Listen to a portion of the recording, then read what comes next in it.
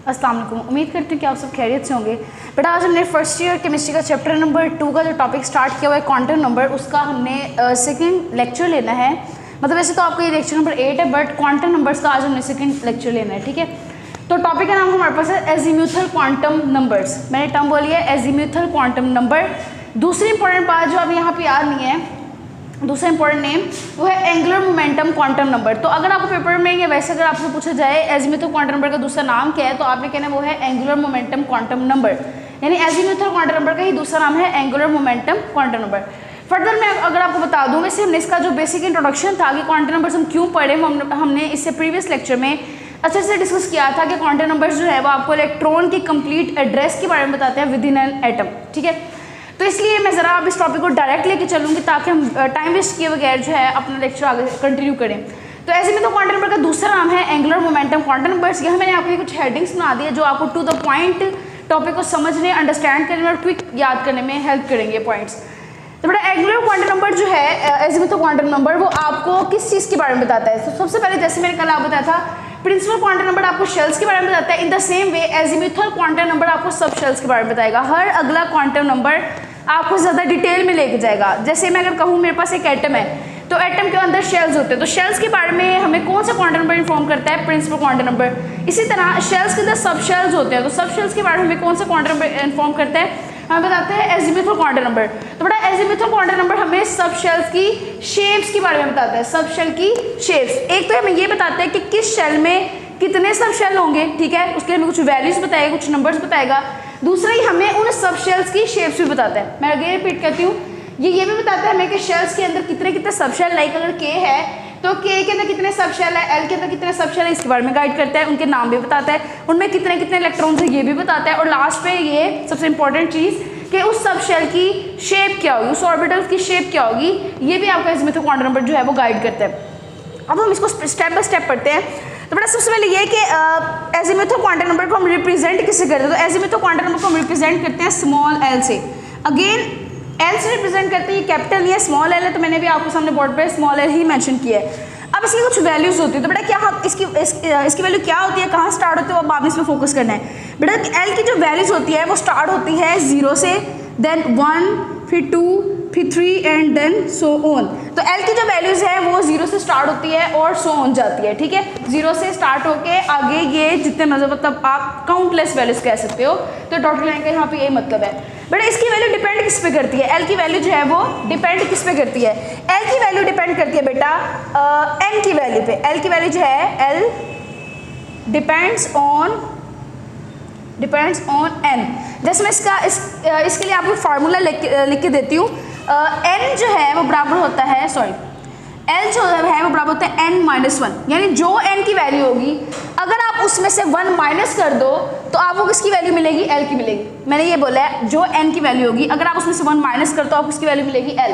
अभी हमने इन सारी बातों को सोल्व भी करना है, जिसमें आपको पॉइंट्स बता रही हूँ। रिप्रेजेंटेड बाय l, शेप्स बताता है, वैल्यूज कहाँ से स्टार्ट होती हैं, डिपेंड किस पे करती है इसकी वैल्यू, एल की वैल्यू हमें कैसे पता चलती है। तो जो हमारे किसी शेल का नंबर होता है, जो शेल की वैल्यू होती है, उसमें से आपने 1 को माइनस कर देना है, आपके पास एक वैल्यू आएगी जो एल की वैल्यू होगी, और उसके मुताबिक देन हम आगे फर्दर जो है क्या होता है वो किस तरह सब शेल से पता चलेगा वो आगे डिस्कस करते हैं।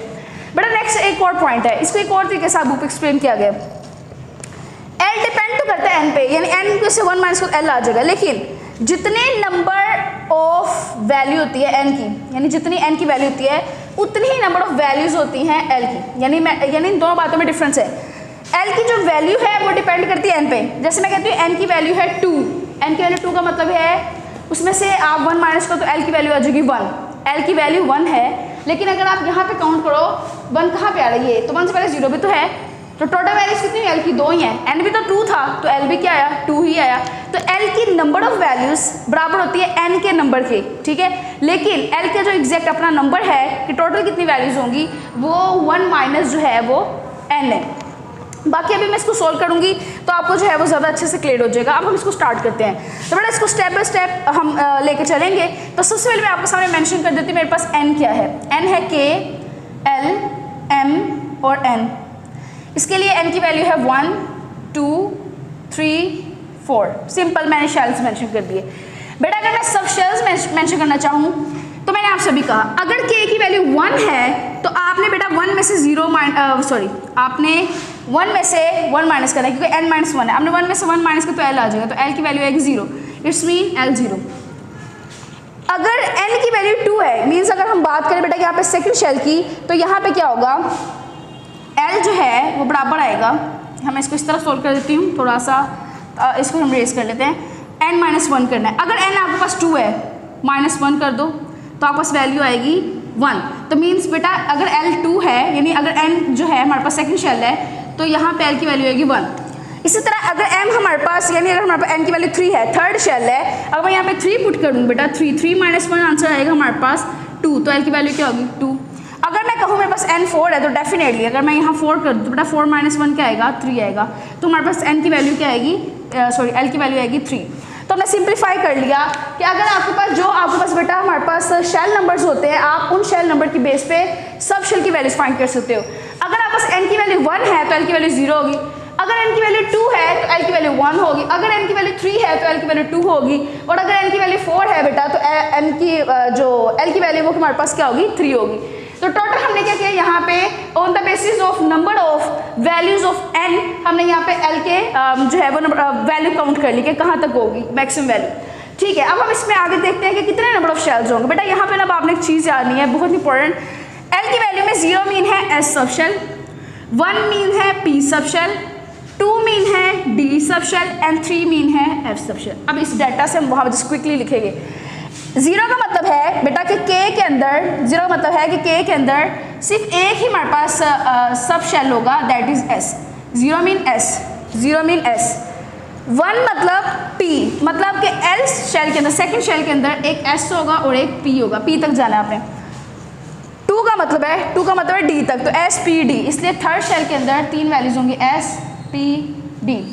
और लास्ट हमारे पास आएगा, अगर हमारे पास l3 है तो f तक जाएंगे, l3 है तो f तक जाएंगे, s p d f। बेटा मेरे ना अब लास्ट पॉइंट पे जरा आपने फोकस करना है। मैंने आपसे कहा था जितनी n की टोटल वैल्यूज होंगी उतनी l की होंगी, तो n है हमारे पास 4, n की वैल्यू क्या है 4, तो हमारे पास टोटल सब शेल्स भी कितने 4 है, 1 2 3 4।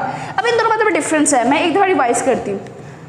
l की वैल्यू n की वैल्यू पे डिपेंड करती है, मीन्स अगर आप n में से 1 माइनस कर दो तो l की वैल्यू आती है। तो मैंने एक नंबर कम, 1 में से 1 निकाला 0, 2 में से 1 निकाला 1, इस तरह मैंने वैल्यूज लिख दी। लेकिन उसमें कितने नंबर ऑफ सब शेल्स जाएंगे, उतने हैं जितनी n की वैल्यू। अगर 1 है तो यहाँ s है, अगर 2 है तो s p है, अगर 3 है तो s p d है, अगर 4 है तो s p d और f है। तो यहाँ पे हमने क्या किया बेटा, यहाँ पे हमने देखा कि हमारे पास कौन सा शेल होगा, तो उसमें कौन सा उस शेल के अंदर जो है वो सब शेल आएगा। बेटा नेक्स्ट हमने देना है इनके अंदर टोटल कितने कितने इलेक्ट्रॉन्स होंगे। तो बेटा s के अंदर आपने याद है, s के अंदर मैक्सिमम 2 इलेक्ट्रॉन होते हैं, p के अंदर आपने इसको याद करना है, p के अंदर मैक्सिमम 6 इलेक्ट्रॉन्स होते हैं, d के अंदर मैक्सिमम जो है 10 इलेक्ट्रॉन है, एंड f के अंदर मैक्सिमम है 14 इलेक्ट्रॉन। बड़ा ये हमने मेंशन कर लिया। अब हम इसको इसी डाटा को यहाँ पुट करेंगे। बेटा अगर मैं लिखूँ s में सिर्फ 2 है तो यहाँ पे आ जाएगा 2, और हमने कल पढ़ा था कि k में 2 इलेक्ट्रॉन होते हैं। अब आपने डाटा आपको सिंप्लीफाई होने लगा है, s में 2 एंड p में 6 इलेक्ट्रॉन, टोटल कितने होंगे बेटा 8 इलेक्ट्रॉन। तो क्या आपने कल नहीं पढ़ा था कि l शेल में भी 8 इलेक्ट्रॉन है। In the same way s में 2, p में 6 एंड d में 10, 10 6 16 और 2 6 18। ठीक है, तो हमारे पास जो है वो m के अंदर टोटल 18 इलेक्ट्रॉन है। In the same way 2 6 10 and 14, 14 10 24 6 30 and 2 32। तो बेटा आप देख लें कि अगर आपको यहीं से आपको समझ आ जाए कि आपका डाटा बिल्कुल ठीक लिखा गया है कि हमारे पास जो है k के अंदर एक ही सब शेल होता है, दैट इज s, और s के अंदर टोटल 2 इलेक्ट्रॉन है, इसलिए आपके टोटल k में भी 2 इलेक्ट्रॉन है। l शेल के अंदर 2 सब शेल, एक s और एक p है, तो इस 2 सब शेल के अंदर s के अंदर 2 इलेक्ट्रॉन, p के अंदर 6 इलेक्ट्रॉन, ये 2 और 6 हो गए 8, इसलिए टोटल आपके पास l के अंदर भी 8 ही इलेक्ट्रॉन होते हैं। ठीक है, तो बेटा इस तरह जो है हमने समराइज कर लिया आपके पास कौन सा शेल होगा, उसमें कितने सब शेल होंगे और उस सब शेल में कितने कितने जो है वो इलेक्ट्रॉन्स होंगे। हम इसको थोड़ा डायग्रामेटिकली भी देख लें।